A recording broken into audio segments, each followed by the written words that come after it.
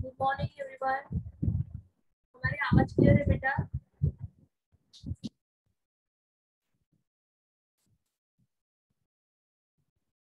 हमारी आवाज आ रही है?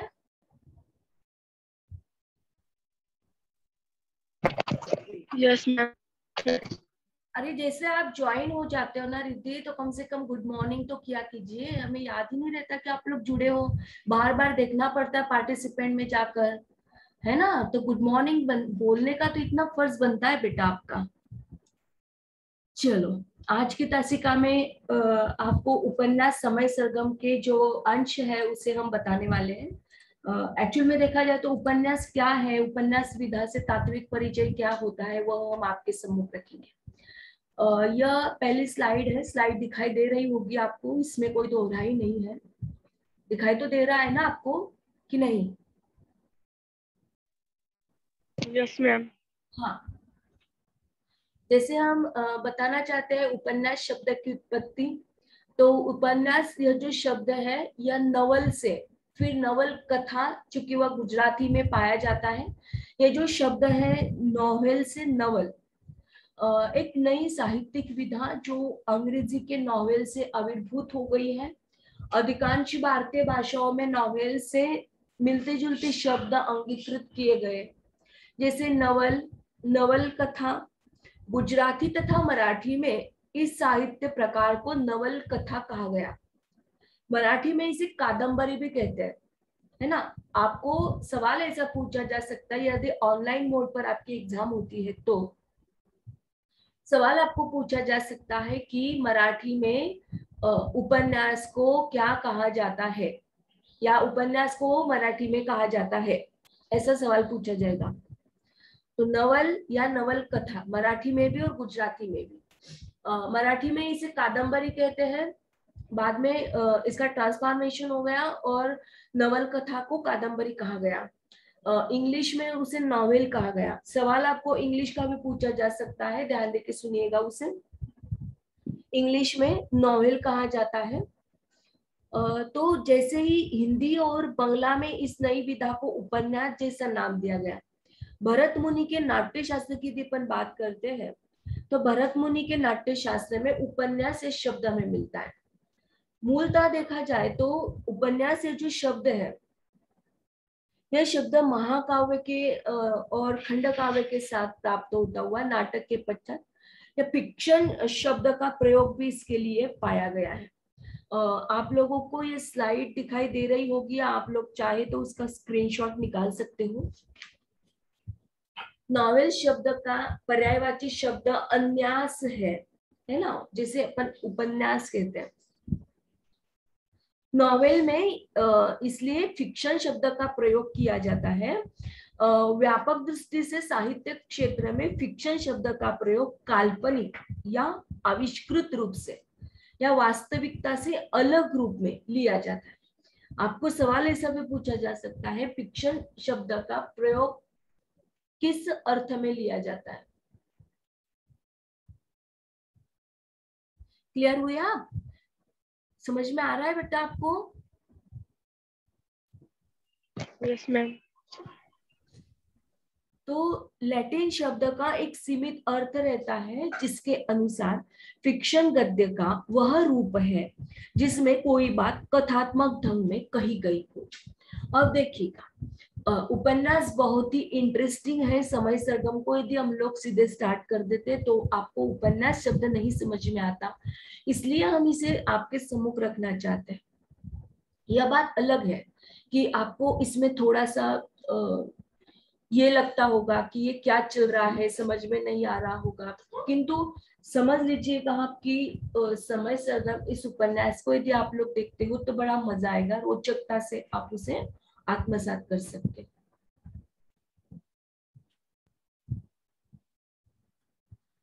फिर से एक बार इस स्लाइड को आपके सामने रखना चाहते हैं। नवल, नवल कथा गुजराती तथा मराठी में इस साहित्य प्रकार को नवल कथा कहा गया। मराठी में इसे कादम्बरी कहते हैं, इंग्लिश में उसे नॉवेल कहते हैं। भरत मुनि के नाट्य शास्त्र में उपन्यास से शब्द सर्वप्रथम मिलता है। उपन्यास शब्द का जन्म महाकाव्य और नाटक के पश्चात हुआ, जिसे फिक्शन शब्द का प्रयोग भी किया जाता है। हमने आपको कहा व्यापक दृष्टि से साहित्य क्षेत्र में फिक्शन शब्द का प्रयोग काल्पनिक, आविष्कृत, वास्तविकता से अलग इन अर्थों में लिया जाता है। इस लैटिन शब्द का एक सीमित अर्थ होता है, जिसके अनुसार फिक्शन गद्य का वह रूप है जिसमें कोई बात कथात्मक ढंग में कही गई हो। अब देखिएगा, जैसे हम लोग उपन्यास समय सरगम को उठाते हैं, तो क्या हुआ रिद्धि, ये बाकी की बच्चियां कहाँ गई बेटा आज? पता नहीं मैम। आपको तो समझ में आ रहा है या नहीं? Yes ma'am. ऐसा तो होता नहीं है कभी भी कि इतनी कम क्वांटिटी रहती है, केवल एक बच्ची लेक्चर के लिए ज्वाइन होती है। क्या प्रॉब्लम है, समझ में नहीं आता है क्या आपको? आता है मैम समझ में। फिर वो बच्चियां क्यों नहीं आती? देखिए, ये जो है ना अभी आपका जो है ना, ये स्क्रीनशॉट लेते हैं हम लैपटॉप वाला और डाल देते हैं आपकी ग्रुप पर। Only one student, why? आपके साथ किसी की बात होती होगी तो आप लोग बोल रहे होंगे ना, समझ में आता है या नहीं, कठिन है या आसान है, ऐसा कुछ तो कहते होंगे। क्यों बेटा? Riddhi, yes ma'am. क्या हो रहा है ऐसा? अंकिता नहीं जुड़ी, बाकी की लड़कियां तो नहीं जुड़ी, क्या प्रॉब्लम है?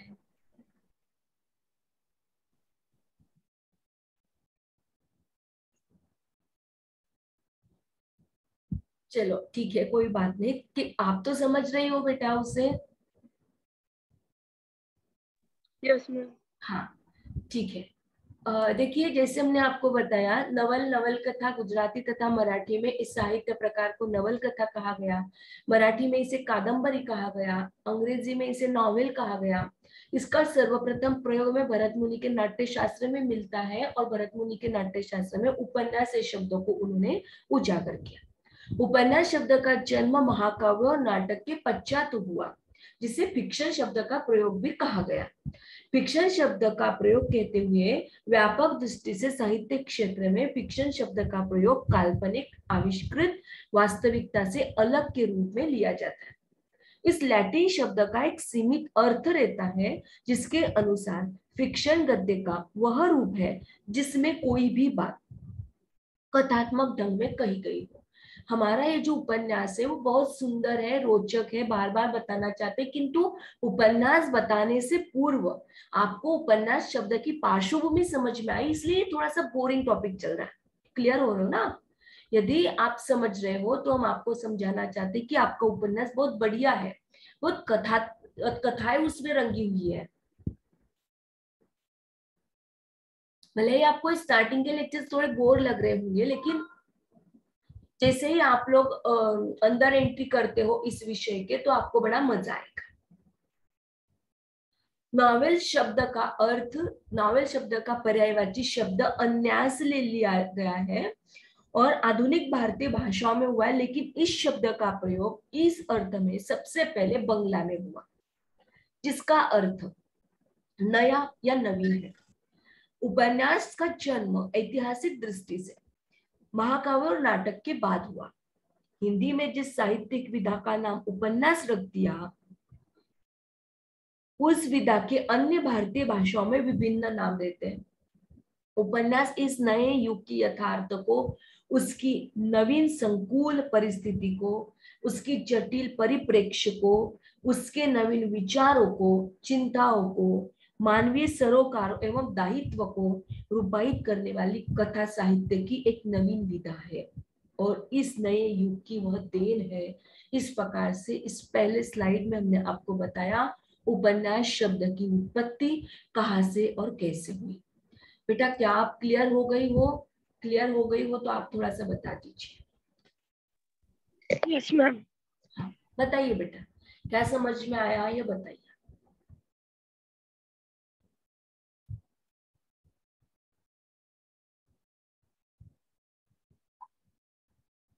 प्लीज बताइए जल्दी से, क्या समझ में आया आपको। स्क्रीन आपके सामने है, आंखों के सामने। आज हमने क्या देखा। गीतांजलि थोड़ा सा देर से ज्वाइन हुई है, वो जान ले कि हम कहाँ से शुरू किए और किस शब्द को हमने स्टार्ट किए।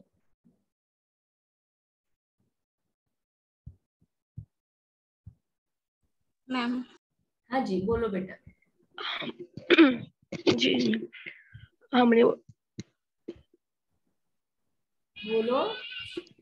हमने उपन्यास की उत्पत्ति देखी मैम। वेरी गुड, बहुत अच्छे बच्चा। नवल और नवल कथा गुजराती तथा मराठी में इसे साहित्य प्रकार को नवल कथा कहा गया वेरी गुड। है। मराठी में मराठी में इसे कादम्बरी और इंग्लिश में इसे नॉवेल कहा गया है। वेरी गुड, बहुत अच्छे। भरत मुनि के नाट्य शास्त्र। शास्त्र में शास्त्र में उपन्यास शब्द मिला है। वेरी गुड, बहुत अच्छे बच्चा। उपन्यास शब्द का जन्म उपन्यास शब्द का जन्म महाकाव्य और नाट्य पश्चात फिक्शन प्रयोग भी किया गया है। वेरी गुड, बहुत अच्छे। नॉवेल शब्द का पर्याय शब्द अन्याय अन्यास। अन्यास सर्वप्रथम अन्यास सर्वप्रथम प्रयास बांग्ला में किया गया है। Very good. आधुनिक भारतीय भाषाओं में अन्याय शब्द का प्रयोग होता है जिसका अर्थ नया या नवीन होता है। ठीक है। और उपन्यास इस नए युग को, नए यथार्थ को, नवीन परिस्थितियों को, जटिलता को, उसके परिप्रेक्ष्य को, उसके दायित्व को कथा साहित्य के रूप में अभिव्यक्त करता है। बहुत सुंदर एवं मार्मिक कथा के सामने हम आपको बताएंगे बेटा, पर उपन्यास इस शब्द को तो अपन पहले समझे, उसके बाद में हम सीधे कथा पर चले जाएंगे। ये पहली स्लाइड आपको समझ में आ गई क्या। यदि हाँ है तो हम लोग आगे जी बढ़ते हैं। मैम। जी मैम। क्लियर हो गया बच्चों आपको, समझ में आया बेटा।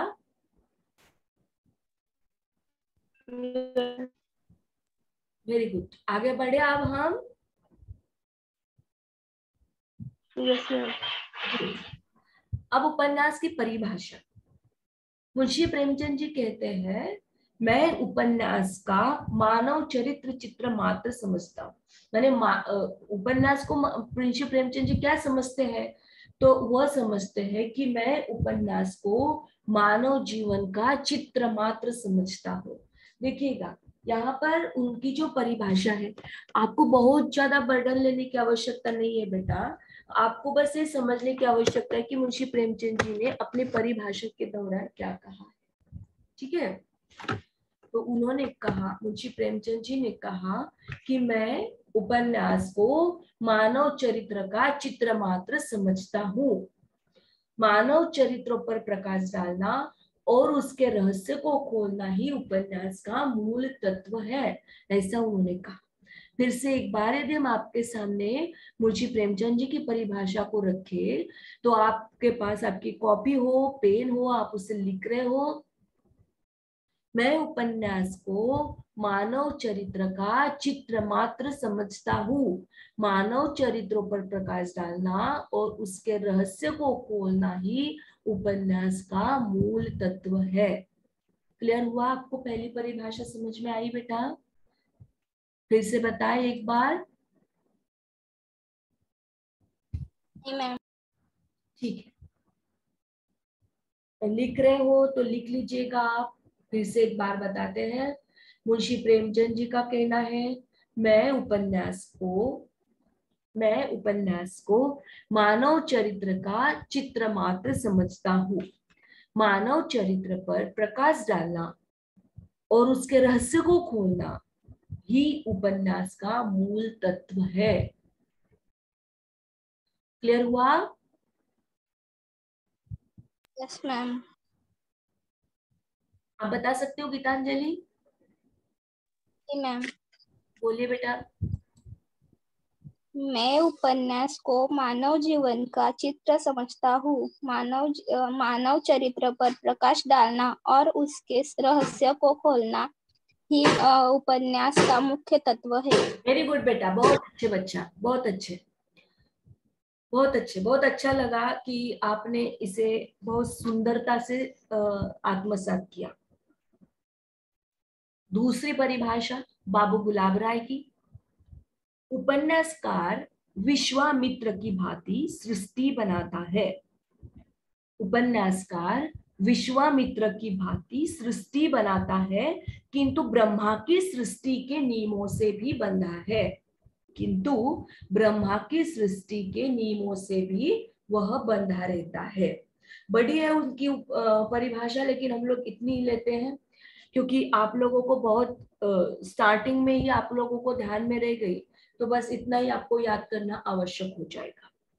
फिर से एक बार हम बताना चाहेंगे, उपन्यासकार विश्वामित्र की, बाबू गुलाब राय जी का कहना है, उपन्यासकार विश्वामित्र की भांति सृष्टि बनाता है, किंतु ब्रह्मा की सृष्टि के नियमों से भी उसे बंधा रहना पड़ता है। क्लियर हो गया बेटा? विश्वामित्र की आगे का है मैम?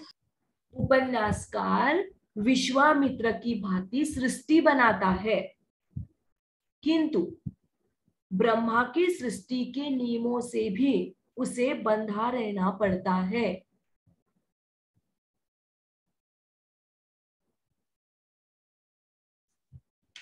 क्लियर हुए?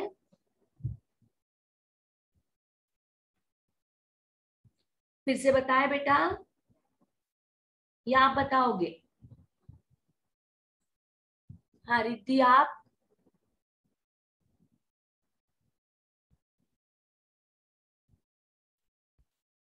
गीतांजलि? मैम किंतु के आगे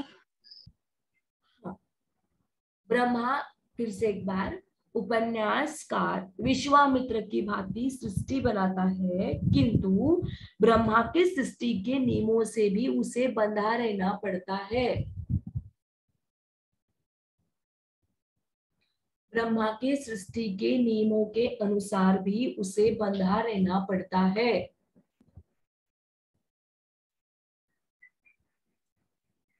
रिद्धि, आप?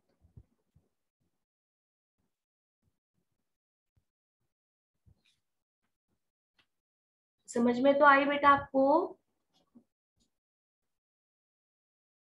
जी मैम। ओके, अब हम तीसरी परिभाषा पर चलते हैं। तीसरे है डॉक्टर श्याम सुंदर दास। छोटी सी उनकी डेफिनेशन है, उपन्यास मनुष्य के वास्तविक जीवन की काल्पनिक कथा है। देखिए, छोटी सी परिभाषा उन्होंने बताई, उपन्यास मनुष्य के वास्तविक जीवन की काल्पनिक कथा है। मैंने क्या कर दिया, उन्होंने मनुष्य के वास्तविक जीवन को काल्पनिक कथा का रूप दे दिया। ठीक है, उसे उपन्यास कहा गया। डॉक्टर श्याम सुंदर दास जी ने कहा, उपन्यास मनुष्य के वास्तविक जीवन की काल्पनिक कथा है। बस इतनी सी परिभाषा उन्होंने बताई। क्या बता पाओगे? मैम हाँ जी, बोलो बेटा। उपन्यास मनुष्य के वास्तविक की काल्पनिक कथा है। वास्तविक जीवन की काल्पनिक जीवन। कथा। वेरी, बहुत अच्छे बच्चा। अब हमारी लास्ट वाली परिभाषा है अज्ञेय की, जिसे कहा जाता है सच्चिदानंद हीरानंद वात्स्यायन, उर्फ उनका नाम छोटा सा अज्ञेय, अज्ञेय भी कहते हो तो भी चलता है। उन्होंने कहा, उपन्यास व्यक्ति के अपनी परिस्थितियों के साथ संबंध की अभिव्यक्ति के उत्तरोत्तर विकास का प्रतिनिधित्व करता है। माने उन्होंने कहा कि उपन्यास क्या करता है, तो जो व्यक्ति होता है उस व्यक्ति की परिस्थितियों के साथ उसकी अभिव्यक्ति के विकास का वह प्रतिनिधित्व करता है। उपन्यास व्यक्ति की अपनी परिस्थितियों के साथ अभिव्यक्ति के विकास का प्रतिनिधित्व करता है। क्लियर हुआ?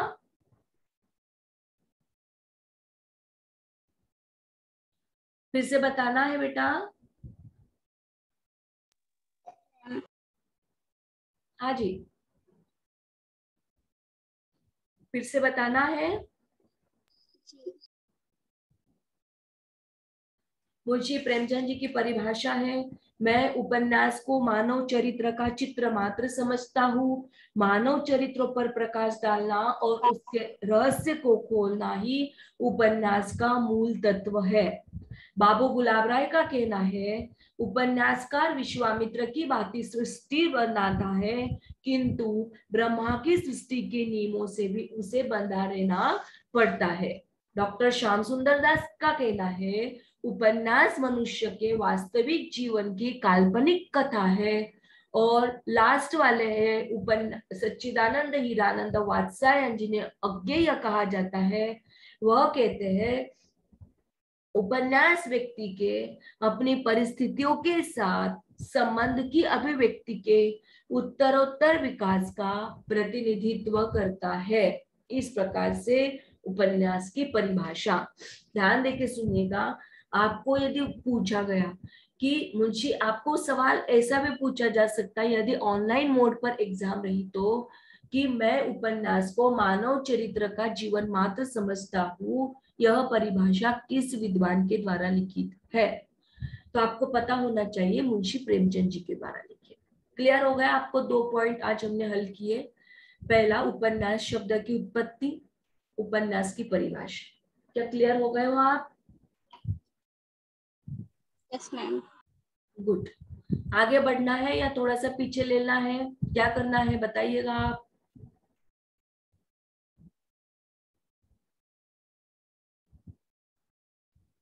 जैसे आप कहो, समझ में आया हो तो अपन आगे बढ़े।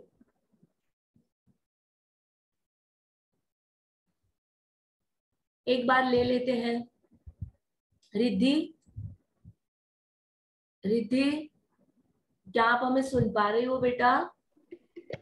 Yes ma'am. हाँ, जैसे आपने उस समय में बताया था वैसे एक बार बता दीजिए, क्योंकि गीतांजलि बाद में ज्वाइन हुई थी। जी। हाँ, बता दीजिए बेटा। स्क्रीन आपके सामने है, दिखाई दे रहा आपको? बोलिए। नवलकथा गुजराती तथा मराठी में इसे साहित्य प्रकार को नवलकथा कहा गया। मराठी में इसे कादम्बरी और इंग्लिश में इसे नॉवेल कहते हैं। भरत मुनि के नाट्य शास्त्र में उपन्यास शब्द मिलता है। उपन्यास शब्द का जन्म महाकाव्य और नाट्य पश्चात फिक्शन शब्द का प्रयोग भी है। नॉवेल शब्द का पर्यायवाची शब्द उपन्यास है। सर्वप्रथम इसे बंगाल में पाया गया है। वेरी गुड, बहुत अच्छी बच्चा, गुड। अब उपन्यास की परिभाषा। अब गीतांजलि आप उस पर प्रकाश डालिएगा।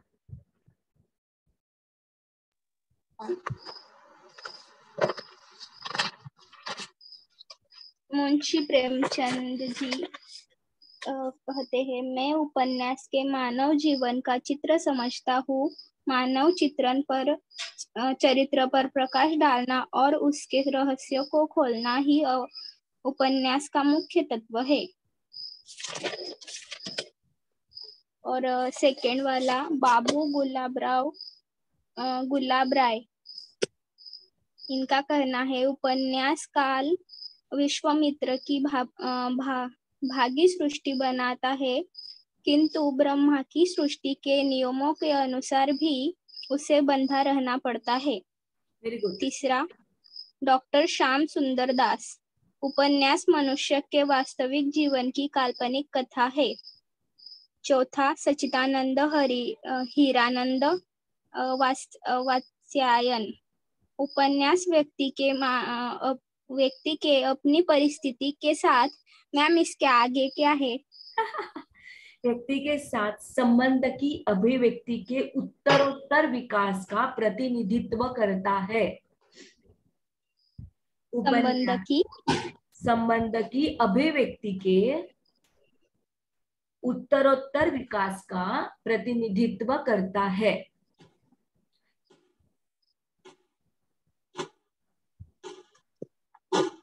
Okay okay ma'am.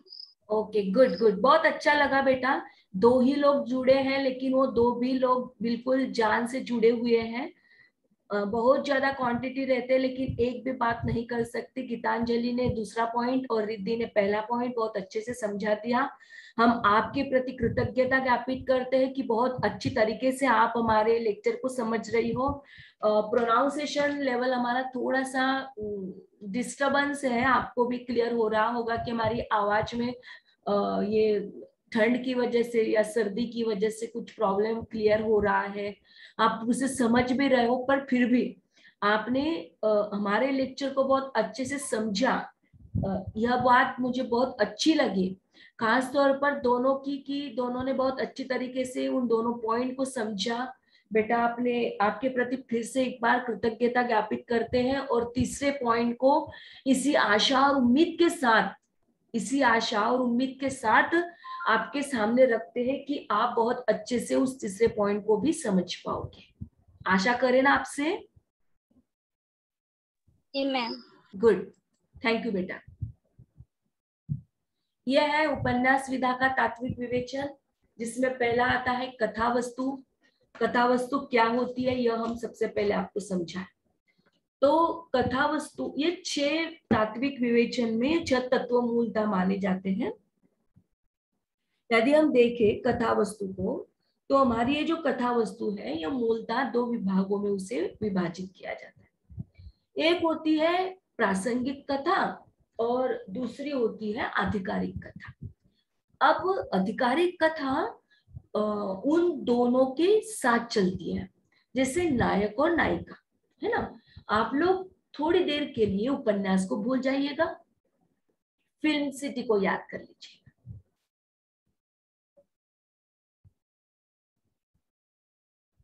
फिल्म में भी किसी एक फिल्म की बात यदि करते हैं या पिक्चर की बात अपन करते हैं, तो उस फिल्म में भी एक नायक और नायिका रहती है। Am I right? तो क्या केवल नायक और नायिका ही पूरी फिल्म में चलती रहती, उनके साथ और कौन कौन होता है बताइएगा हमें।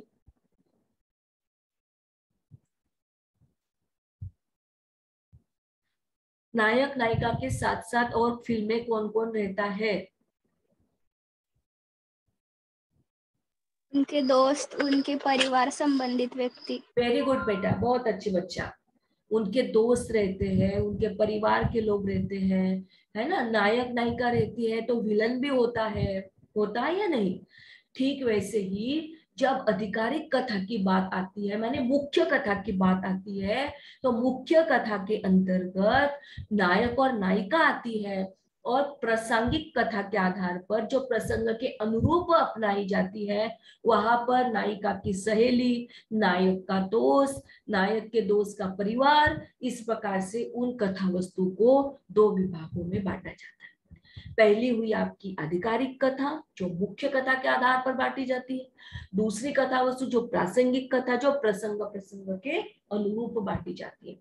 यदि अपन बात करें अपने उपन्यास समय सरगम की, तो ऊपर हमारा जो उपन्यास है, यह उपन्यास बुजुर्ग व्यक्ति के आधार पर कायम रहता है, जिसमें कृष्णा सोपती जी ने बहुत मार्मिकता से उसे अभिव्यक्त किया है।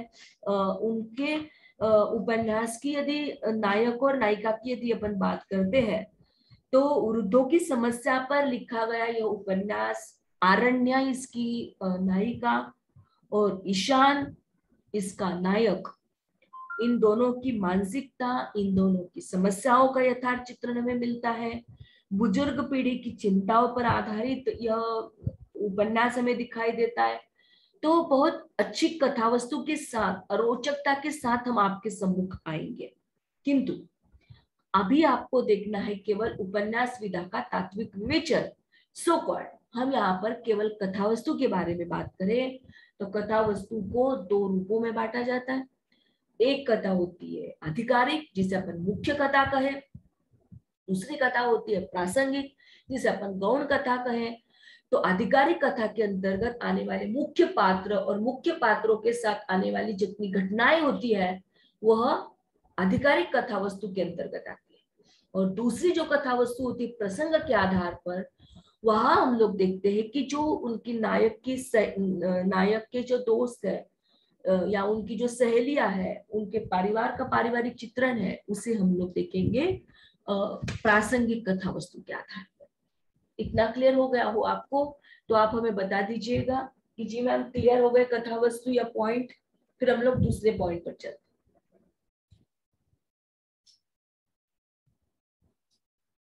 क्या क्लियर हुआ आपको, ये बता दीजिए।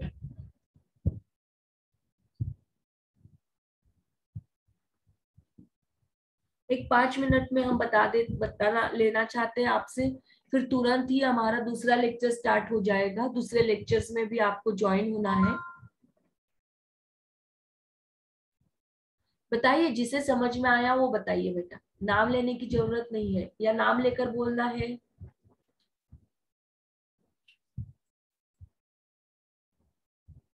गीतांजलि, क्या आप कथा वस्तु को समझ पाई हो बेटा?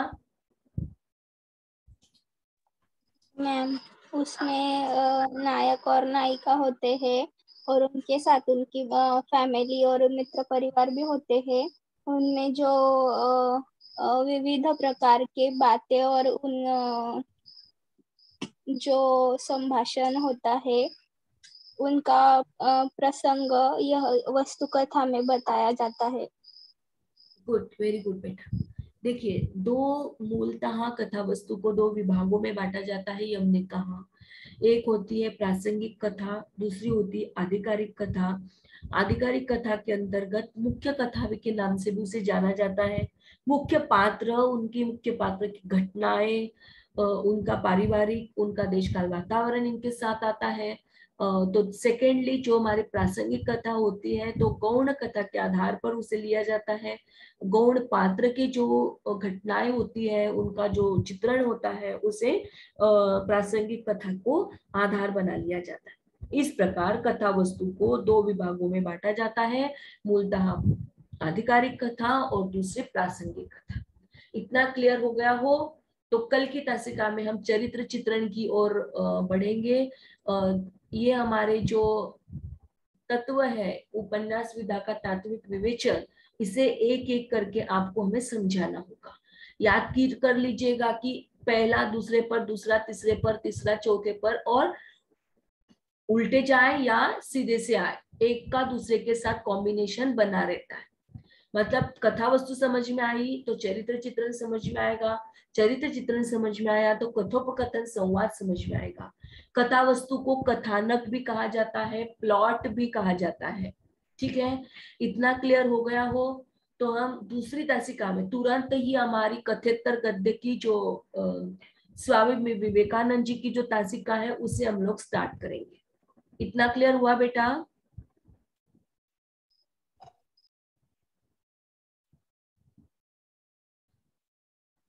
बोलते जाइए आप लोग, आपकी आवाज हमारे लिए अत्यंत महत्वपूर्ण है बेटा। आपको यदि समझ में आया है तो हाँ कहिए, अदरवाइज हम फिर से बताएं क्या आपको? नहीं मैम, समझ में आया। Good good, very good. अब आप आज डाल दीजिएगा, मैसेज डाल दीजिएगा आप ग्रुप पर कि मात्र 2 ही लोग जुड़े हैं। अटेंडेंस, इसकी आपकी अटेंडेंस का स्क्रीनशॉट ले लीजिएगा, है ना। जैसे हम तीनों ही लोग हैं तो ऐसा नहीं होना चाहिए। बाकी के लोगों को भी बोल दीजिएगा कि लेक्चर्स करना अनिवार्य है आप सभी लोगों के लिए। ठीक है, तो तुरंत मिलते हैं बेटा। 8:15 बजे की तासिका हमारी रहेगी, उस तासिका में भी आप लोगों को जुड़ना अनिवार्य होगा। ठीक है, यस मैम। ओके बेटा, घर रहे, सुरक्षित रहे, स्वस्थ रहे।